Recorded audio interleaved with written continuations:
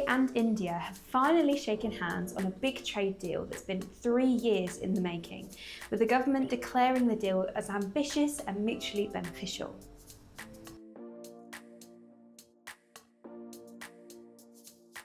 My name is Robin Moore and welcome back to this week's episode of Tax Tidbits, where this landmark trade deal between the UK and India is all about swapping more whiskey, cosmetics and biscuits for clothing, cars and jewellery.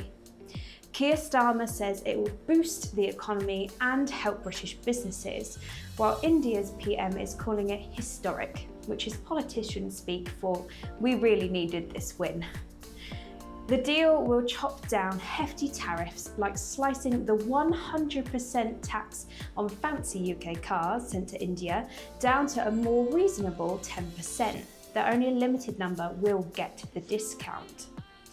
And there's a tax holiday for some workers on both sides, meaning companies don't have to double pay social security like national insurance if they send someone abroad for 3 years. QHR teams breathing a sigh of relief. The agreement is expected to grow trade by £25.5 billion a year by 2040. And while the deal does not alter immigration policy, it is seen as the most significant UK bilateral trade pact since Brexit. Businesses are mostly excited, saying it opens up huge opportunities in India, a country that's racing towards becoming the world's 3rd largest economy. Deliveroo has confirmed this week that it's getting scooped up by US food delivery giant DoorDash in a £2.9 billion deal, and yep, that's a lot of takeaway. The merger means now the super-sized company will serve 50 million hungry people per month across more than 40 countries, and it's set to seriously shake up the UK food delivery industry, giving rivals like Just Eat and Uber Eats some serious indigestion. The deal's also sparking more hand-wringing about why UK companies keep getting snapped up by American firms, with London's stock market looking more like a clearance sale lately. The deal, pending shareholder approval, is seen as a strategic leap for DoorDash to beef up its presence in the UK, which could mean more delivery options and better tech for restaurants and local shops selling on their platform. So make sure to keep an eye out on their plans. Following on from our topic last week about businesses having to accept cash payments, Uber has obviously been paying attention, as they are now letting passengers pay in cold, hard cash in most UK cities, except for London, which is still thinking it over, probably stuck in traffic.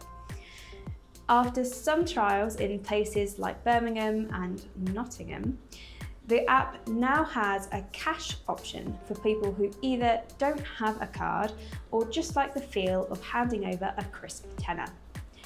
Drivers can opt out if they're not keen on carrying coins around.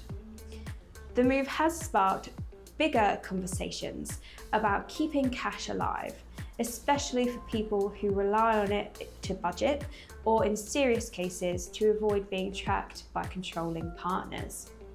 While ministers aren't rushing to make cash acceptance law for businesses, campaigners say Uber's decision is a step in the right direction and a good sign for businesses pushing to keep cash payments alive.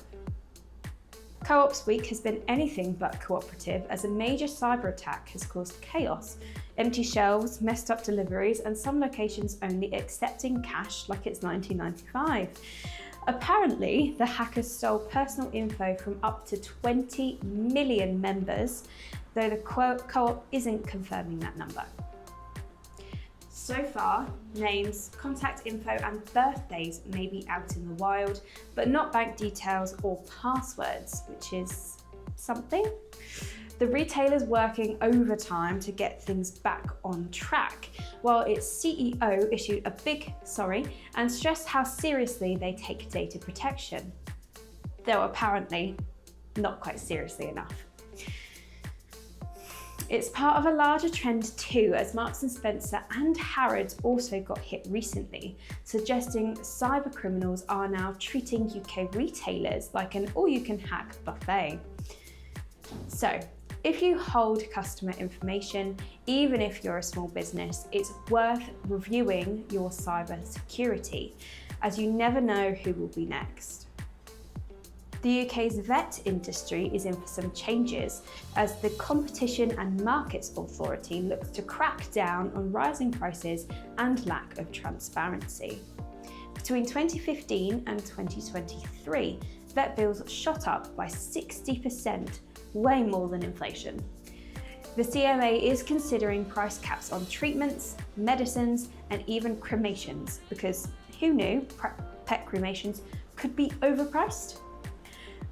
They're also looking at banning bonus systems that pressure vets into pushing specific treatments and forcing clinics to clearly display prices online. With big chains buying up smaller practices, there's growing concern about reduced competition and consumer choice, especially as many clinics still give the illusion of independence. Expect more details on this in the summer and a final decision by November. This change should help smaller clinics stay competitive, but larger chains could struggle to maintain their profit margins if price caps are introduced. It's a balancing act between fairer pricing for pet owners and ensuring vets can still make a living. Well, that's all for today's episode of Tax Tidbits. Don't forget to like, subscribe, and hit that bell icon so you don't miss out on any more updates.